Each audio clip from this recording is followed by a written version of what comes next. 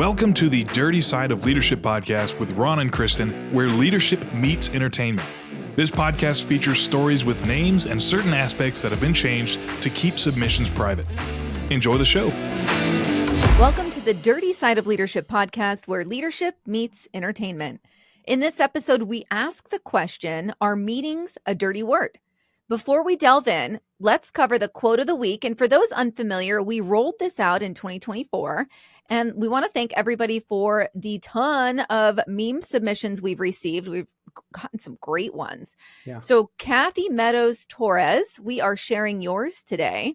And that meme, including a quote, is, anyone can steer a ship, but it takes a leader to chart the course. Love that. Yeah, what are your thoughts, Ron? Well, I love that because it ties in. We've talked a little bit about vision and mission statement, and that marries up well with that because I think charting the course as a leader sees the big picture, and a manager will help take the steps to get to the vision. So I think that ties in perfectly, and it's a great example of that vision and mission. Yeah, I agree. And this one reminds me of my favorite quote, which is the speed of the leader, the speed of the pack. And I found that to be true. Even if you're leading a team or if you're leading leaders, you're setting the stage either way. And you can tell. Yeah, even when birds fly south, they go generally the same speed. It's true. It's very true. Right. It is cool to watch those flying Vs out there. So before we dive into this exciting topic, I have to point out for those listening, if you were to see what we're both wearing right now, you would be cracking up because we pop into this chat and Ron's wearing a bright yellow, like Big Bird situation shirt. And I'm wearing a coat and it's a cheetah faux fur. Don't worry about it's not real fur, faux fur, but it's a giant cheetah coat, and it's just we look like the odd couple. It's hysterical. So Kristin, I'm just trying to be a little metro. I'm not sure what you're going for there. I'm just trying to stay warm. It is like 23 degrees in this garage, and you're going to see my breath soon. Yeah, but the show must go on. The show must go on. But someone please send Kristin a heater. They make oh my heaters. Gosh. I have one that it only heats an inch in front of it. So it's great for my toes, but that's about it. Anyways, so that's, I couldn't let that one go. All right. So as we build into this exciting topic of meetings, it is exciting, folks, just so you know. It can be. Ron, let me ask you the question. Would you consider meetings a dirty word? Well, not like the dirty words you use, but yes. I'm getting better. I do. As you know, I coach a lot of leaders, do a lot of training, and I encourage people to really take a look at that word because it has such a negative connotation. And people like me are probably responsible. So I hate to tell this, but I have to. It'll help someone. So I get promoted to academy director. Now, I need a caveat here, but it's not an excuse. When you run an academy, you can't have an all hands meeting, as they call it, or an all staff meeting because someone is usually training or teaching. So I have my first meeting as the academy director. Each of the middle managers are coming to me with their pet peeves, things they want me to say. So I'm listening to all of this. So I developed this hodgepodge. I've got everything from warnings to, anti-bullying to all this stuff. I think, ultimately when I put it together, it sounds good. Well, it turned out to be a lecture. And when you do a meeting in that setting, you record it for people who are teaching to watch later. Kristin, I went back and watched that. And I cringed. I wanted to delete the recording and start over.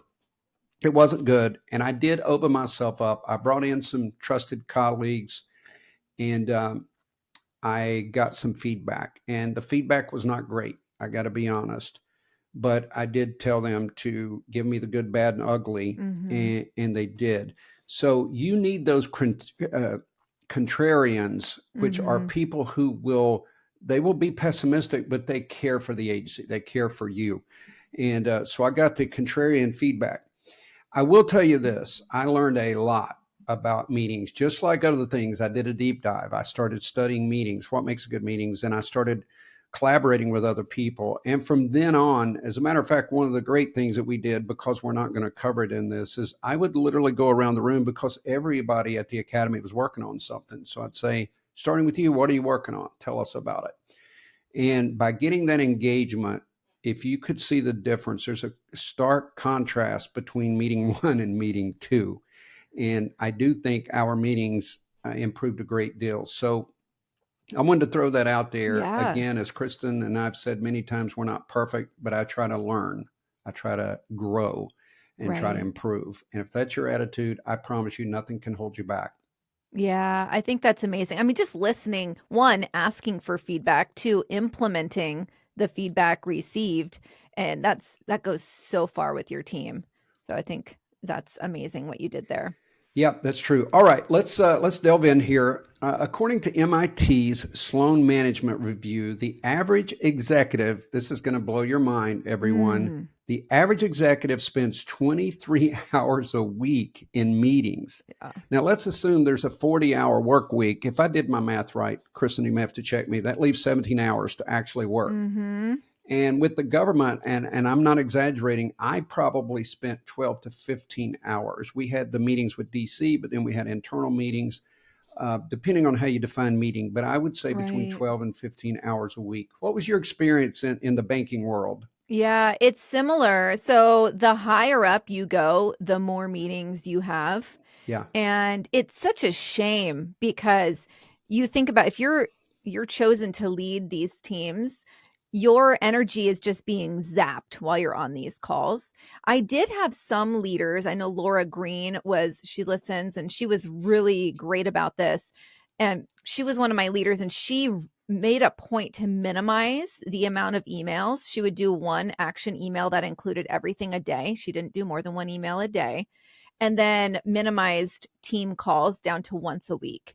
And that made a huge difference. So you have to be mindful about it. But the higher you go, the more meetings you have. Yeah, no kidding.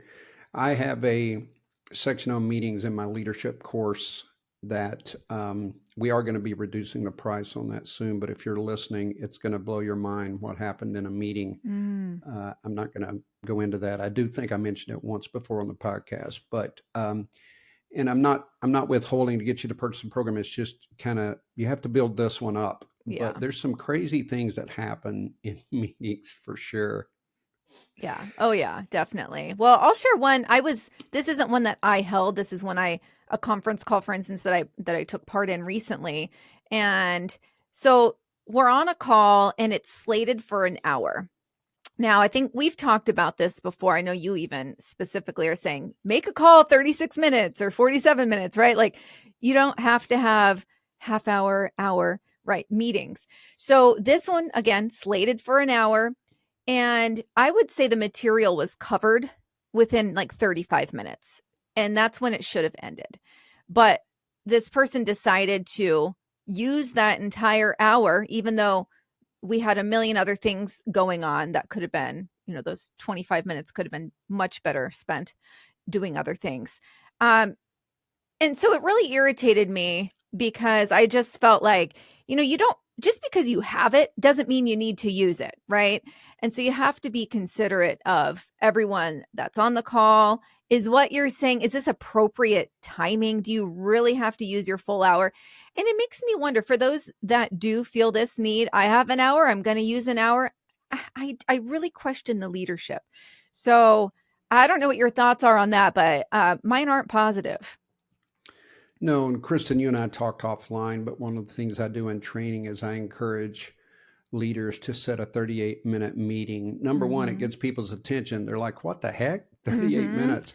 But studies show that people, if you have a good facilitator, a good meeting leader, people actually will get their information in if they know they've got 38 minutes. So they're more clear, they're more concise, and that's how long the meeting lasts. And there's so many 1 hour, we're programmed 30 minutes, 1 hour. That's just the way we're programmed, that if we toss that up or mix that up a little bit, it might challenge people to be more creative, but it's definitely going to encourage them to be more clear and direct in their comments. Exactly. And I know for those who are leading teams that are remote, because I did for a few years, what we would do is on Fridays when we had our team calls, we would go over the meat and potatoes. But then for the last 20 minutes, because generally we were done within 40 minutes, for the last 20, I was like, you guys, we can either hang on here and all chit chat and talk about weekend plans, right? And have that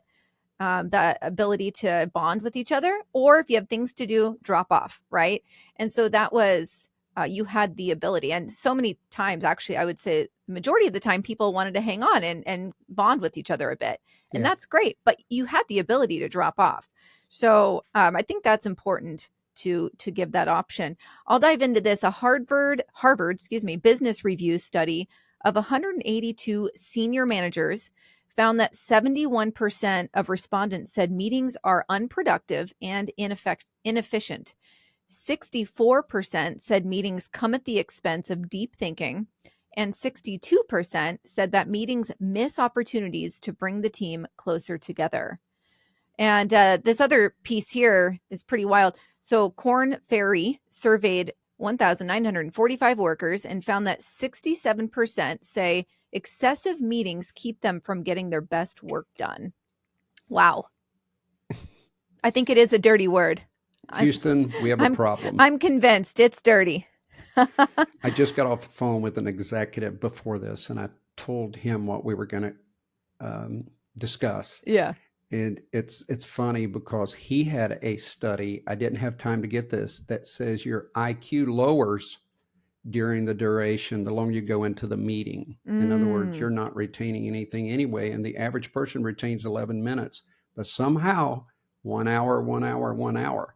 And again, if you're bonding, that's different. If you have ways that people are drawing people close together, you've got activities, those kind of things. But in most companies, when people walk in, they've got a list of things they need to get done that day. And they're going to always be preoccupied with that. So you have to pull them out, get them to focus for the time that you have set, and then let them go on their merry way. Right. And that's why in the past we've talked about this, especially when you're leading remote teams and you're going to have a virtual call, it should be, let them know, but it should be camera on. That way, when the camera's off, they're on their phone doing other things or multitasking, answering emails, DMing someone, right? So camera on if you really want everyone to pay attention. Yeah, Kristin, you said something important is, we're going to go into preparation, but I used to have people, everyone would lay their cell phones. Now, this was a management meeting in my office. I had a conference room table, and I would ask them to turn those off during the meeting. We had a staff assistant that would knock on the door if there's an emergency, because every time I turn around, there was a phone buzzing on the table. Yeah. Those things are distracting, and you need to set the rules at the beginning of any meeting. And again, we'll touch on some things on how to prepare for a meeting and maybe even using that word. But this is something, Kristin, that in all of my research, no one mentioned. So I use it in training, and I had, this basically comes, and I'm going to be very honest, from me talking with leaders over the years. And these are some things that I found that to be the case on people who schedule a lot of meetings. And honestly, Michael Scott, The Office, one of our favorite shows, Kristin. Oh yeah. He's indicative of what I'm talking about. Yeah. So some managers, leaders that I have been around, they use meetings to control people. They want to let you know, I can bring you on camera. I can bring you to the conference room. I have that authority.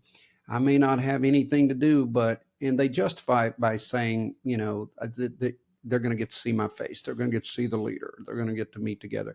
And we have all these fallacies about why meet. And I think those people who are controlling it gives them also they just have been taught to have meetings. Like there's so many things that we are pre-programmed, and my boss led once a week or twice a week, 5 times a week. I'm going to meet 5 times a week because that's just the way we do it. And some people don't embrace change because they don't know that it's needed. They just don't see it. And then Some leaders legitimately do believe they're disseminating information and they think that's the way they have to do it. But you have to factor in a lot of things when you're having a quote unquote meeting. How much travel time is involved? What's the effort? And what are you distracting people from or keeping them Mm-hmm. from doing their other things? So, and then there's the insecurity of people who don't want to be perceived as a non-communicator. Right. They want to be able to go, well, we met last week. We discussed that last week. So I'm just asking leaders to examine yourself. This has Right. nothing to do with the meeting. Examine yourself. And what is your purpose for the Mm-hmm. meeting? Why Yeah. are you, calling this meeting? So anyway, moving right along, studies show that the word meeting in and of itself is overused. And it conjures this negative connotation in people's mind. I know people who used to cringe when they would hear the meeting. So Mm-hmm. let me give you another example, Kristin. We ask at the beginning, are meetings a dirty word? And I do believe there are some alternative words. It doesn't mean you get rid of the word meeting, but there's some alternative words depending on content, depending on the duration. So let me give you an example. Let's say that I seriously needed to meet with you 15 minutes to discuss, let's say, budget, and there's a Mm-hmm. budget item that I'm interested in. Instead of me, here's what I do habitually, right? I'm going to go on my calendar. I block an hour with Kristin. I send you an invite. So now you've got an hour. And even in your mind, you might be going, wow, we're only going to talk about one budget item. But yet we're programmed so we do an hour meeting block. And chances are we might even feel obligated, even though we finished the topic, we might feel obligated to ramble on because we've set an hour. What would be cool is if I said, hey, have time for a quick chat to discuss this item of the budget Right. and slate, let's say 20 minutes for that. Mm-hmm. I think I've changed the whole atmosphere, the tone. And by the Absolutely. way, when I said an hour, if let's say that you work for me, you might start researching the whole budget and get nervous like, what is this person going to ask me Yes. for this Yes. hour? So there's Right. so many negatives to the first way of doing it, where the I second agree. one is so much better. Oh, I agree. And I prefer the term powwow. I'm just joking. I was That going to is say, is that politically correct? it's not PC. I thought that would I didn't use that in the work setting, but we would say it at home like, let's have a quick powwow. And yeah, come to find out about 20 years ago, I think it became a no-no. Kristin just found out, but it's 20 years ago that, I heard it 19 years and 11 months ago. Oh But my Kristin, gosh. Yeah, about 20 years you ago. do have to be sensitive in Yeah. things like that. As a matter of fact, one time, this may sound ignorant, but, everyone always wants to have different terms that could potentially, let's say, be sensitive to someone. So we wanted to have food. I wanted to call it a siesta. So I talked to someone, and someone brought in the idea they wanted, gosh, I'm drawing a blank, the pinata.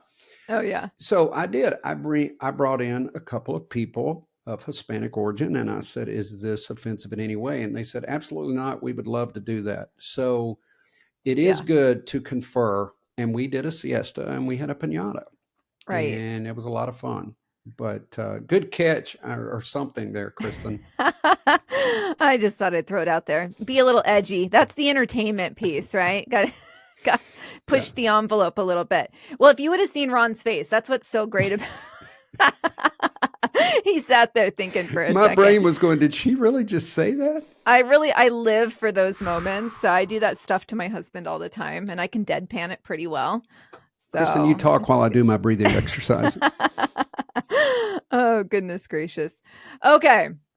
So we're going to provide you with some tips to determine preparation, frequency, substance, and duration of quality meetings.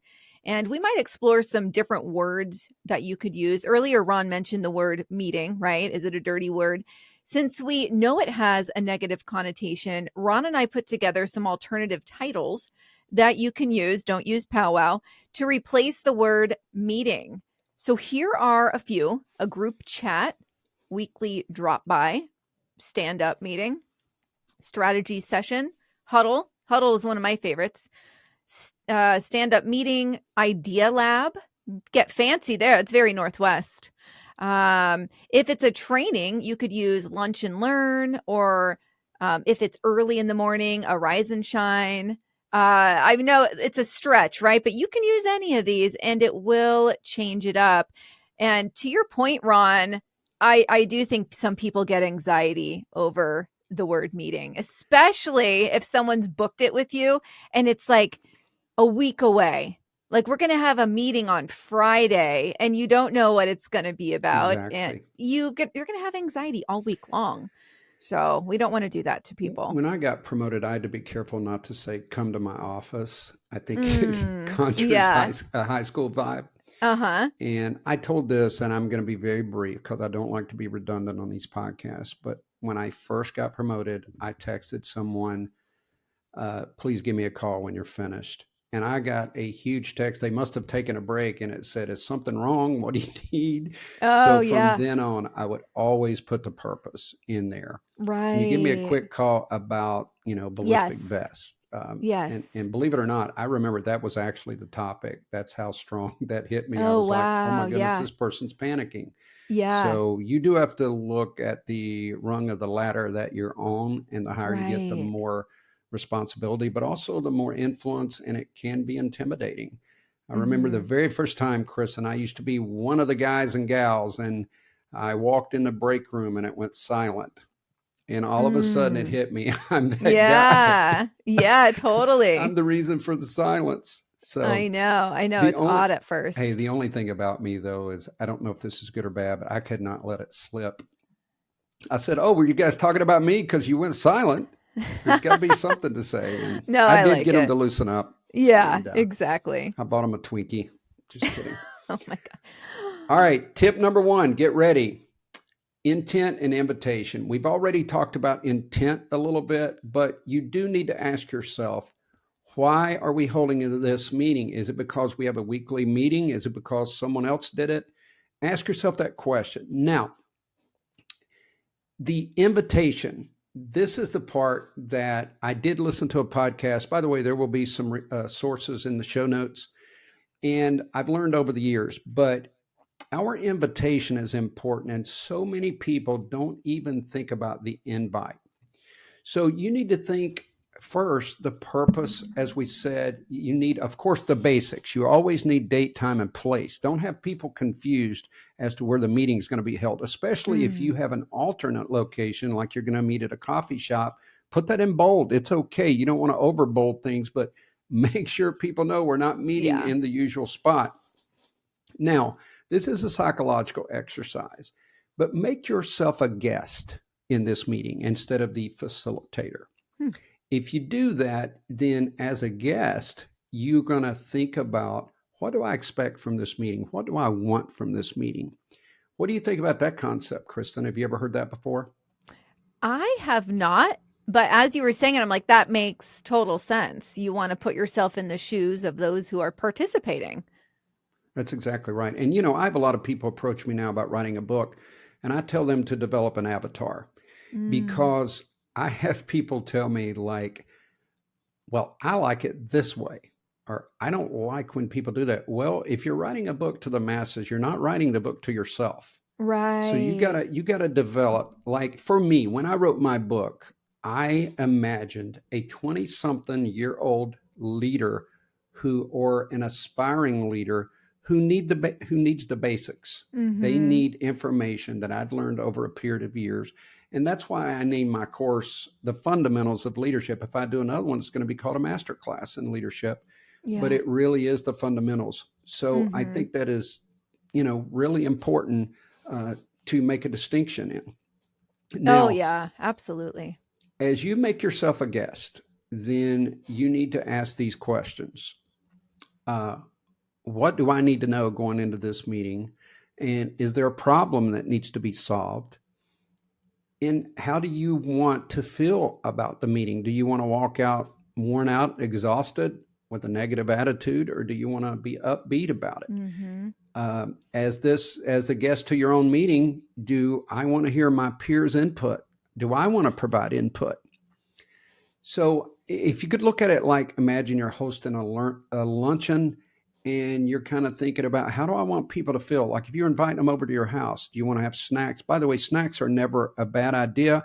I just had to learn one time. I got these really nice cupcakes and I think some pastries.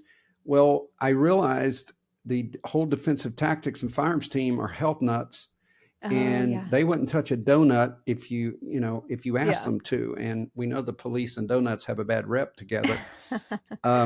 So you do have to know your group. So a fruit Right. is a really good alternative. It may cost a little more, but it's really, Mm-hmm. really good. Now, this is something that I'd never heard before. Think of your invite as a social contract. And what that means is we're contracting together that we're going to make this a good meeting. And I do think, Kristin, that if someone just thought about their meetings more, it would help if they would just give it Right. some thought or make themselves a Yeah. guest, as we said. But think of it as a social contract.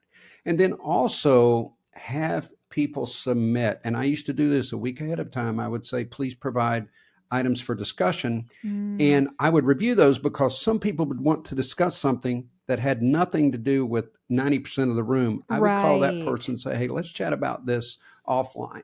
Right. But it does give people engagement. We all know that buy-in is vital. And if I feel like it's our meeting, then I'm going to be Mm-hmm. more prone to attend and get something out of it. If I feel like it's my meeting, I'm not sure that translates. Right, right. Absolutely. I know I always tried to make the meeting something that people looked forward to, and we would have fun in the beginning, chat a little bit, 5 minutes spent on that, I would say, and then we would get into it. And then, everyone pretty much knew what to expect though, because I always had the different topics that we were going to go over, and everyone was expected to bring a piece to it. And, you're always going to have someone in meetings that talks a lot and then others that are more listeners.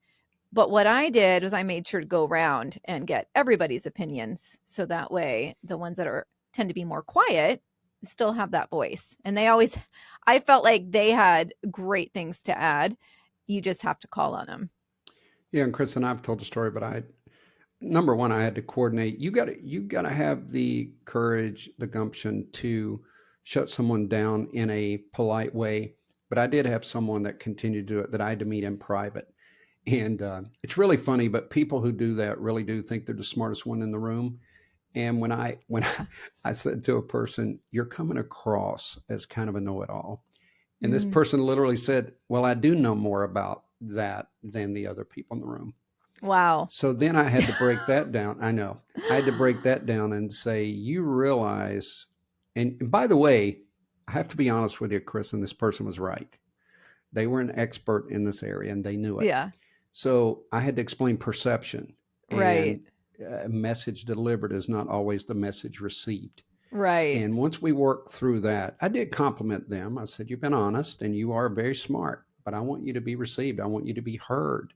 And when I'm bringing myself in the equation, I teamed up with this person a little bit and they did improve. But I did end by saying, if you go too long, I don't want to embarrass you, but I am going to have to cut you off and move to someone Yeah. else.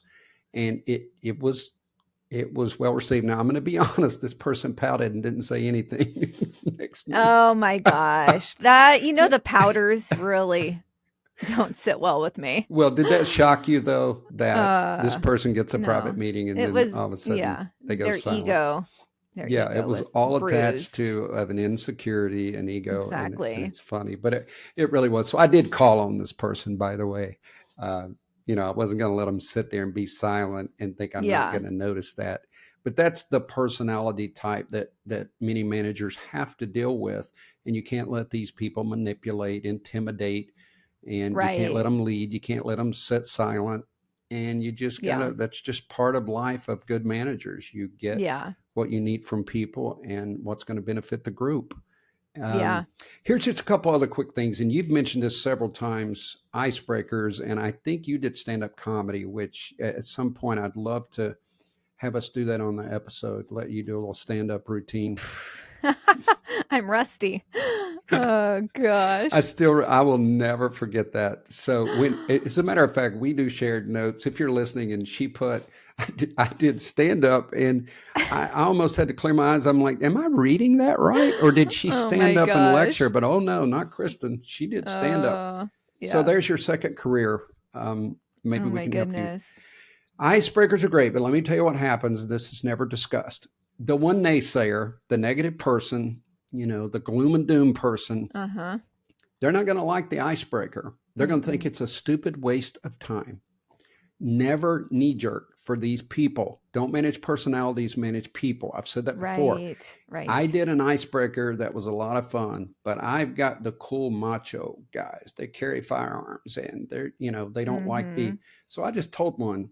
I really did. They said, I didn't really like that. I said, well, guess what? Pretend you did. Yeah, I like Because this is it. someone that I taught defensive tactics with. This is going to sound so horrible, but this is someone that they knew I could kick their butt. Yeah. And you'll never hear this on another leadership podcast. And no, I would not punch the person, but I knew their personality. So I looked at them right now. I said, well, pretend you do next time. Yeah. It took 3 or 4 minutes. I like it. We should probably edit that out, Kristin.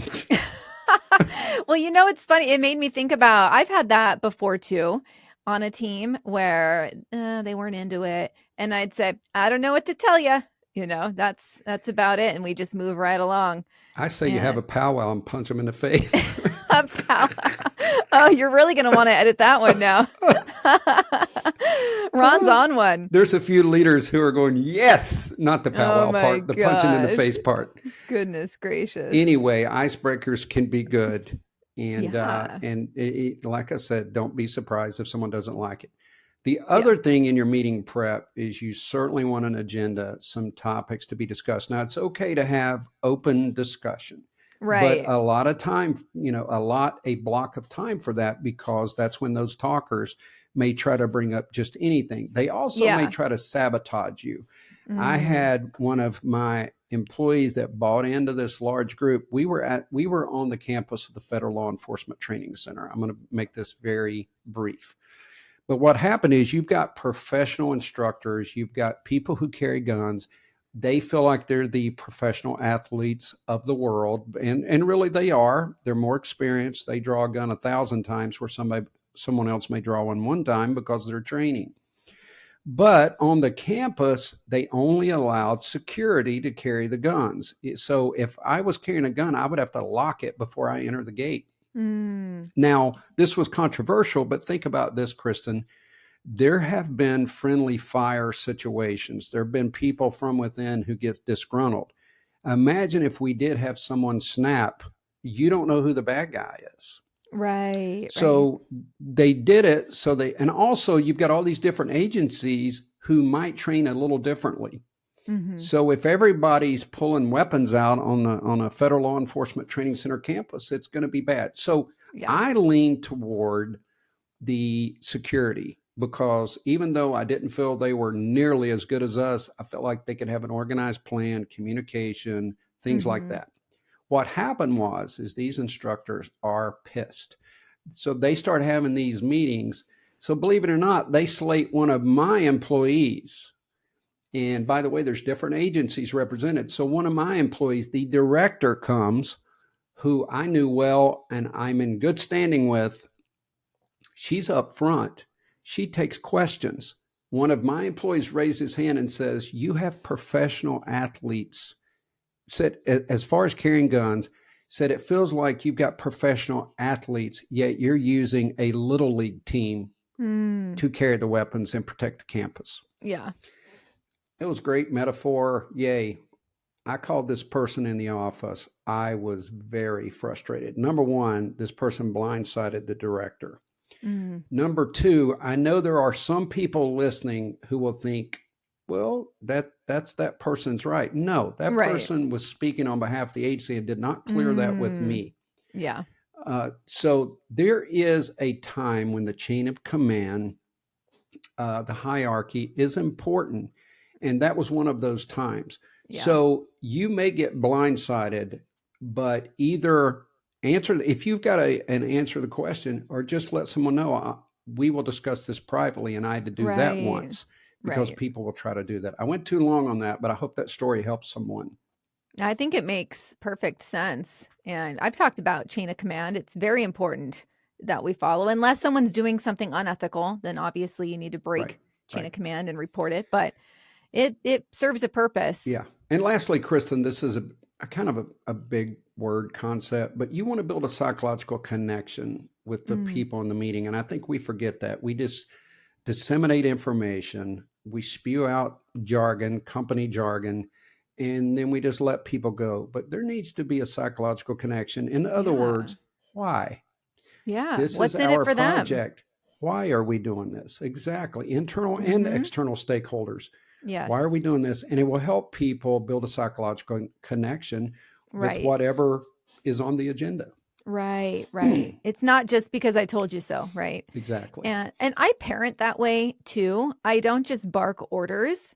I And it's probably because of my leadership training, but I will say, I need you to do this because, and then I give them the reason. And I know a lot of people say, yo, kids don't need an explanation. They should just do whatever they're told. But I do it because I want my kids to be able to challenge narratives and understand the why behind things and question things that they feel are off. Right. And so I will tell them the why while I'm giving direction.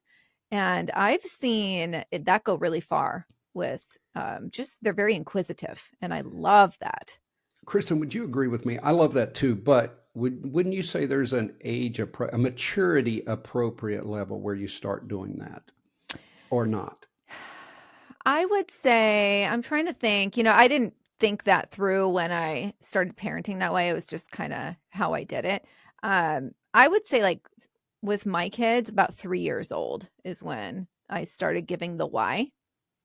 And what I noticed is I did get more buy-in, and they're pretty respectful, and I just have to give a look, and they, if they're acting up, and they shape up real quick and they apologize. I did the why as well, but mine was like, I would tell them not to do it, and I'd say, it will keep me from slapping you.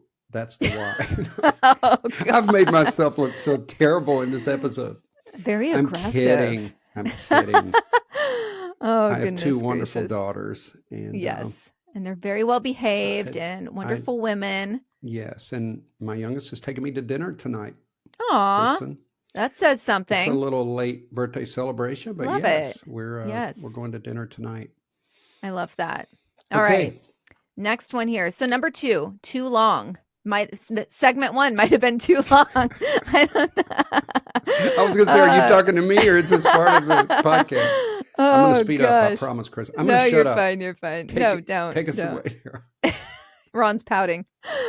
All right. People really hate going to meetings, and that could be like a meeting that could have been done in half the time. I talked about this earlier. So meetings follow the adage of Parkinson's law. A meeting will expand to fill the time allotted for its completion. Talked about that too. So that's how you get 1 hour meetings that should be 30-minute meetings, and 4-hour brainstorms that should have been done or could have been done in 2 hours. Now, ways to change this, test out cutting your meeting in half. Just see what happens. See how much more productive people are. And my guess is you'll see less chit chat, less meandering, and more people getting down to business. Make it a habit of ending every single meeting with 5 minutes to spare. Spend 4 of those 5 minutes establishing what next actions are, or takeaways, as I like to call it. Who will be taking those actions?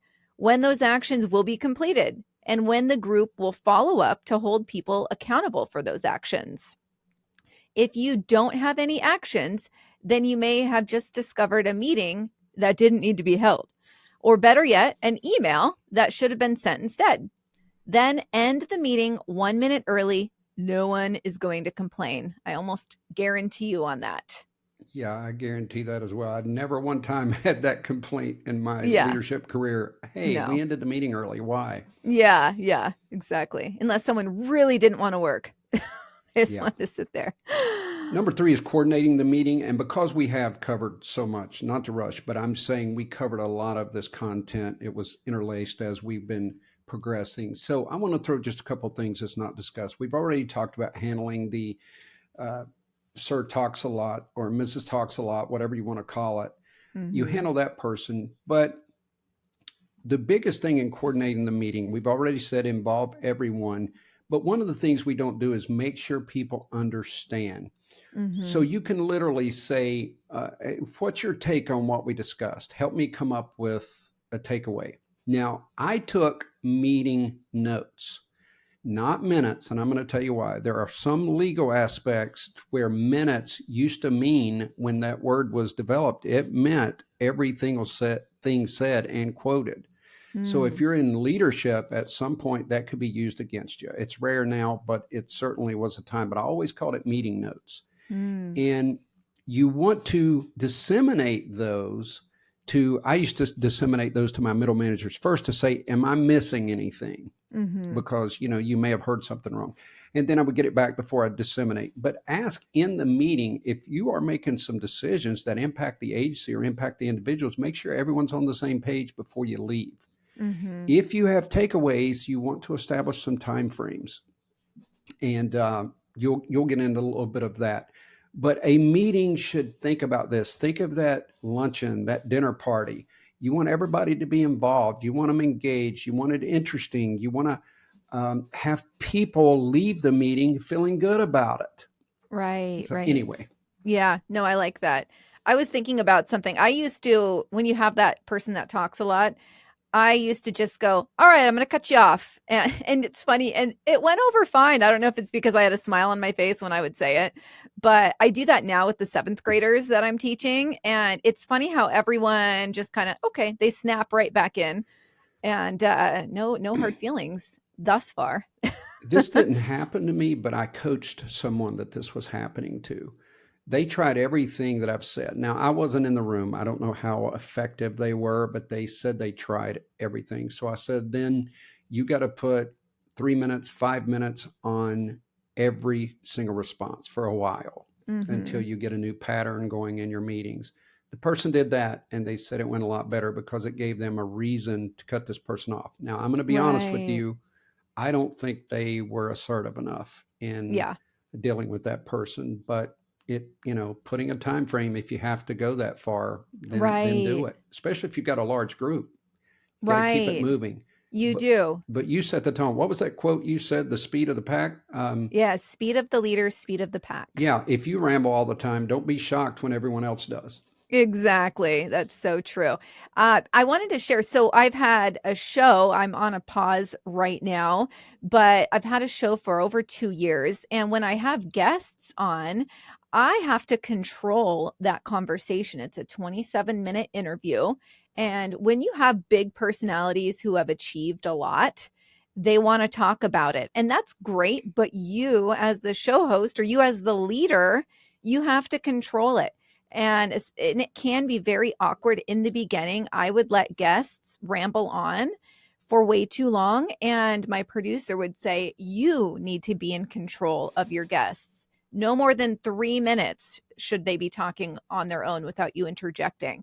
And so that was a real switch for me. And so I feel like that could be the same in a meeting, is you have to approach it the same way. You are in control and you're the one making sure that you're on the right topic, that you're instead of a guest, your team is on the right topic, and that everyone's gaining something from it. And so that's something that I've learned even after 20 years of leading. Being a show host, you learn it because you're in a quick setting, fast paced Yeah. interview. So a lot of learning there for me. Now, step 4 after the meeting, you're going to want to distribute notes from the meeting. Make sure takeaways are listed, assignments and timeframes of when things are due. Also, end with the next meeting time and request agenda items. You're going to want to occasionally get some feedback on the meeting itself. You could do that quarterly. You don't want to do it every time. That's a little too frequent. But what do you think about that, Ron? Oh, I love it. I think at the end of the day, I mean, we'll recap, but we're telling Mhm. people take meetings seriously. Right. I think they just, people get in a pattern. So Yeah, I think so too. And, there's something I wanted to mention. I always had a scribe. So I did not personally, as the leader, take meeting notes. I had a scribe doing that. And that's generally somebody who has really good attention to detail. And maybe they're the quieter one. That's generally been what's happened for me. They're quieter one in the group. They're the listener and they take great notes. And so I had a scribe that would do that so I could be fully engaged. And what are your thoughts on that first, Ron? I'm glad you mentioned that because that's come up among leadership discussions. I Yeah. did the same thing. There were some different, see, I had so many different groups that I met with, but there were some where we rotated the note taking. And there are some people who actually enjoy it. But Oh, yeah. I have heard of someone felt they were being either belittled or they didn't feel that, they ranked as high as others in the meeting. So I do think if you're going to have someone be a note taker or a scribe, as you referred to, that you have a discussion with them, make sure they're comfortable with that, or you bring in someone who is allowed to hear the content, like it might be an admin assistant to do that. Right. I had one group that's exactly what we did. Yeah. So it depends on the circumstance. But again, Yeah. we're asking leaders to think through things. Right. Exactly. Yeah. It needs to be somebody who enjoys it. And you're right. When you said some people enjoy it, they do. And that's who you want to make sure is taking the notes versus rotating and making sure every person takes notes. I would say definitely find the person that makes the most sense and someone that truly enjoys that. Yeah. And I wanted to just say also, really the after the meeting part, you want to make sure you're inspecting what you expect. If you don't do that, you can set expectations all day long, but if you don't inspect what you expect, it's completely worthless. There's a dirty lesson in my book, what you permit, you promote. Yes. And that's really what happens. Exactly. All right. As a recap here, ask yourself these questions. Is the meeting needed? What's the time? How should I do the invitation? Who needs to be there? And we haven't really discussed that, but don't make everyone come if it's not applicable to them. Right. Coordinate the meeting, have the takeaways, the note takers, think about after the meeting, all of those things, build that psychological connection, and you will be able to have some really productive and effective meetings. I really believe that. I would like to take this time to apologize to anyone that Kristin might have offended. Yeah. Or Ron with his violence references. Yeah, that's true. We don't condone physical violence. We do not. Disclaimer. Exactly. Thank you, Kristin. Oh, goodness. All right, everybody. Be the leader you're meant to be. We'll see you next week. The Dirty Side of Leadership podcast is brought to you by Forward Operations. If you'd like to book Ron or Kristin for speaking events, training, or executive coaching, visit forwardoperations.com. Be the leader you're meant to be.